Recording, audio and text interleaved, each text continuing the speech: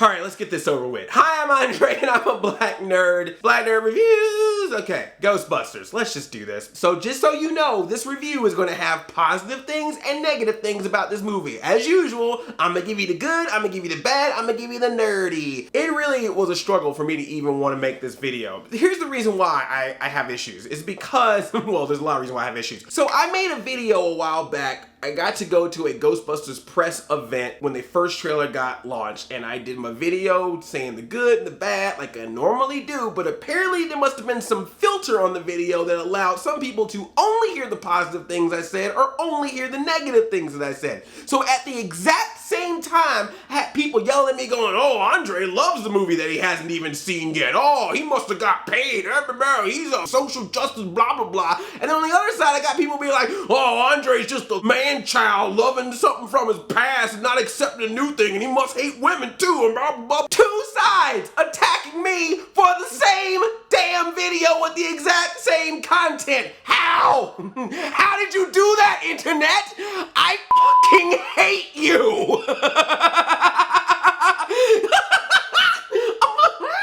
I really don't understand. If you are mad at this movie because of nostalgia, I totally understand that, because I have seen many a reboot of my own be destroyed by Hollywood. But I cannot get behind the fact that someone literally just hating a movie just because a person with boobs and a vagina are putting on a Ghostbuster suit. I watched the real Ghostbusters. I saw what happened to Janine. Extreme Ghostbusters had Colin Griffin. The Ghostbusters comics got all kinds of women dressed up as Ghostbusters. I've experienced it. Slimer, didn't Slimer bust a ghost once or twice in the real Ghostbusters? Didn't he pick up a proton pack once? I feel like he did. I'm gonna tell you what this movie's about, y'all. It's not about feminism, and it's not about ruining your childhood. This movie is about selling Papa John's, selling Build-A-Bear Workshop, Stay Puft Marshmallow aprons, selling slime-covered Twinkies, Ecto Cooler. This movie's about merch, y'all. Franchise and merch.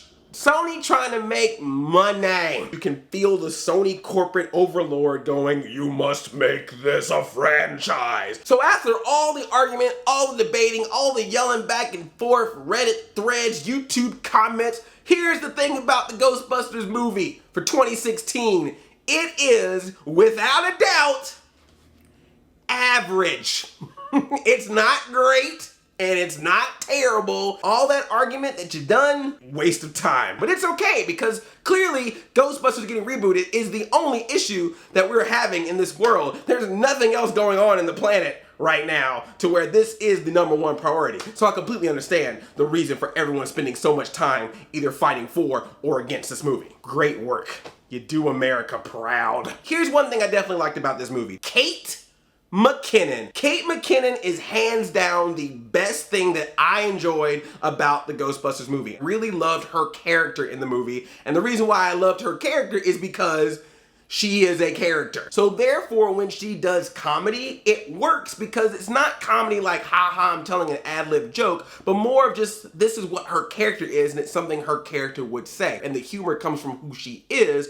I like that because that's what I liked about the original cast and the original Ghostbusters. And you can tell that they love Kate McKinnon in this movie. There's literally an action sequence where the other 3 Ghostbusters disappear, and it is just straight up Kate McKinnon the entire time. Ghostbusting, ghostbusting, ghostbusting. And you know all those CGI crazy action sequences that you saw in the trailers and you're all mad and like, oh, no, that's messed up. They got those in the movie. Let me tell you right now, trust me, you will be happy when those show up. The reason why I like that stuff is because that's when you can see the movie enjoying itself and having some fun and taking pleasure in the action sequences and in the weapons too, because in addition to the proton packs, they actually create some new weapons in this movie. And that's what I thought was interesting, because I was like, okay, well, that's the new thing that you're adding. It kind of reminded me of, I haven't watched every single episode of Extreme Ghostbusters, but I remember in the pilot, I remember when Roland was like, hey, you guys got some cool tech, but let me upgrade you a little bit and make some cool new custom weapons. This movie does that too. And I think that was really smart, because that was allowing them to try something different within this world of Ghostbusters. Kind of brought me back to that little kid Andre going, I want to be a Ghostbuster. When you see people running around busting ghosts, even if they look like CGI Scooby-Doo ghosts in those outfits with those proton packs, you can't help but to be like, that's like how I was in that video I posted where I was dressed up as a Ghostbuster. Like, that's a childhood dream come true. And when you see it in the movie, that nostalgia hits you and you're like, oh my gosh, it's amazing. And yes, if a girl gets to see this and she feels like now that she can be a Ghostbuster because she sees a woman as a Ghostbuster, and that's great. There's not really super scary stuff, but there is parts that have like jump scares or jump screams. There is one part that freaked me out. I was like, and it happens to Patty on top of that. So I was like right there with her. I was like, I'm done. I got to go.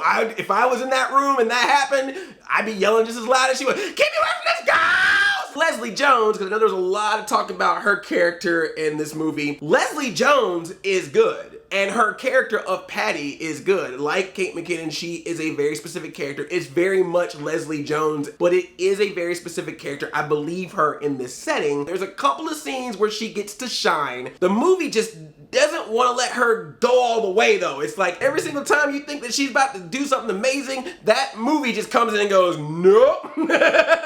Sorry, Patty. You showed us where the ghosts were. Done. And there was something that happened at the particular screening that I went to that's connected to this character that almost could make a video in itself.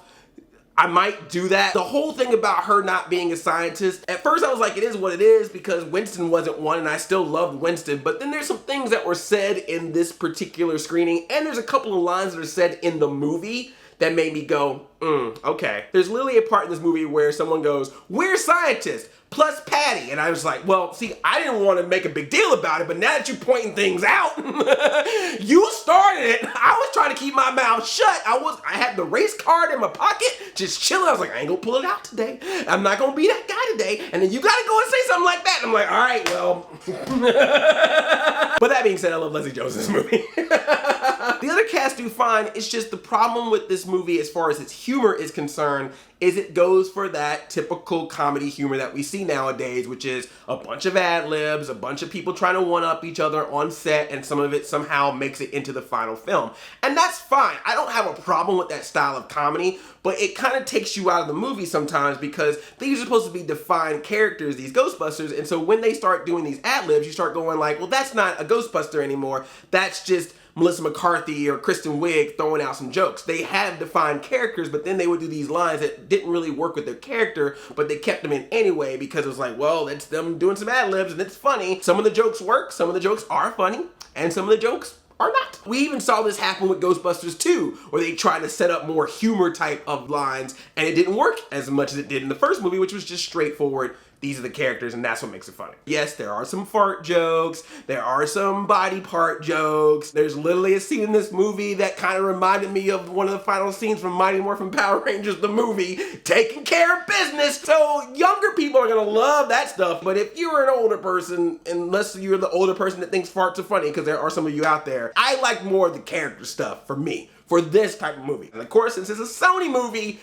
everything's Sony. Your phone is Sony, your camera is Sony, the entire Times Square got Sony all over the place. But the absolute biggest problem that Ghostbusters has, the one that just really gets me, this movie is not in the same universe as the original Ghostbusters. It's a completely different universe, it's a completely different timeline, all the way to the point where there are cameos from classic Ghostbuster people playing completely different parts.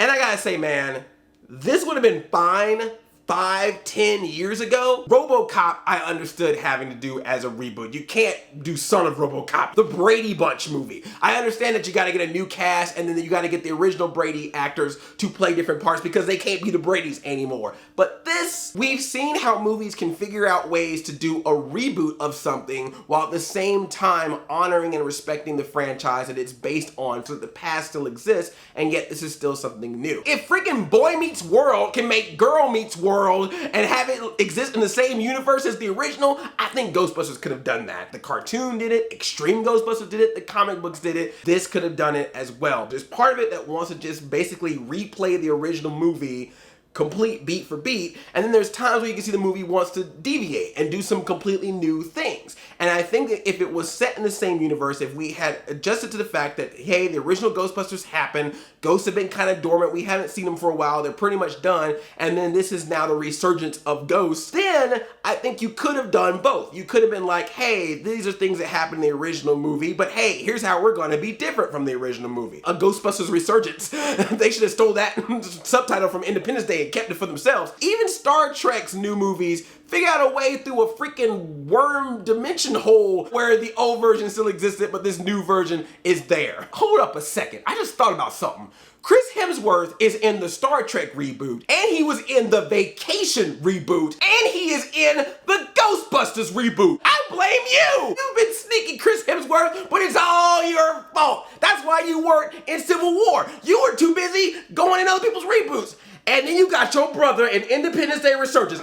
Conspiracy, conspiracy. The Hemsworths are ruining your childhood, people. Not women, not studios. The Hemsworths. Chris and Liam, this is all your fault. But I wasn't bored with this movie, man. It didn't hurt me in any way. My childhood is intact. I called home. I said, hey, Mom, Dad, did any of my pictures disappear while watching this movie? Apparently they're fine. There's some things in this movie that I'm like, that's awesome. That's cool. Worthy of a reboot. And there's some things that are in there like, yep, that's what people were concerned about. It's your basic standard summer movie. It could have been a lot worse. Seriously, did you see Pixels? Just change all the characters in Pixels, all the video game characters into ghosts and put a Ghostbuster suit on Adam Sandler and Josh Gad.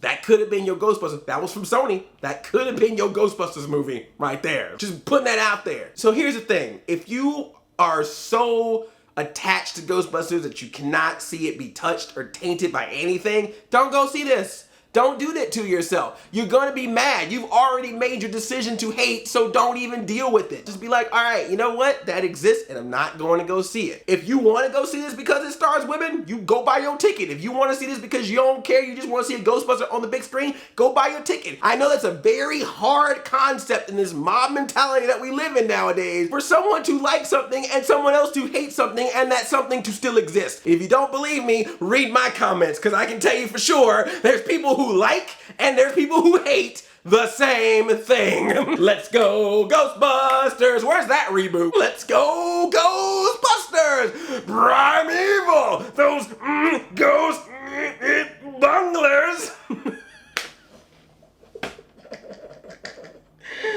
I don't want to do this anymore, man. I quit. I quit. I can't do this to myself. I'm gonna die of Ghostbuster review fatigue. Oh, I'm really hurting right now. I'm sweating. I'm hot, I'm hurting. This movie is killing me. I'm serious, man, I'm dying. Ghostbusters on the internet is literally killing me. Why can't I go see the BFG instead? Does anybody want to know my thoughts on the secret life of pets? Why, God, why? I'm done.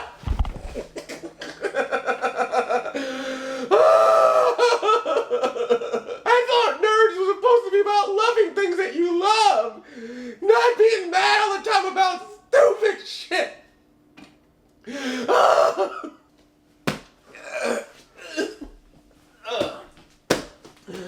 So if you're planning on going to go see Ghostbusters, let me know in the comments, and if you're not, you can let me know that in the comments too. Did I say, yeah, I said everything I need to say. I'm not even looking at my notes. If there's anything else I need to say about this movie, I'll do a spoilers review if you want, but this is so stupid.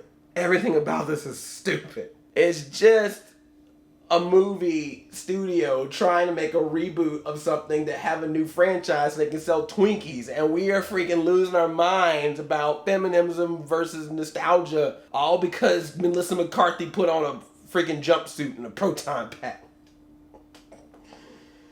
Oh man. But Kate McKinnon did a great job. Let me know what you thought about Ghostbusters. It's fine. I'm gonna go see it again. just to add to more confusion about me right now. The movie's fine. I'm gonna probably buy it. I just, it is what it is. It really doesn't hurt me because it exists, and so there's a 1984 version. I just wish they were in the same universe. That's really all there is to it. That's all. It just would have been nice to have the Ghostbuster cameos be legit Ghostbuster cameos and not, oh, I'm playing some other random character, but we all know who I really am. That's all. I love you like a play cousin. I'm Audi 5000. I really gotta reevaluate my life. Change hump, y'all. I can't even screw it. Y'all have a good day. Stay safe.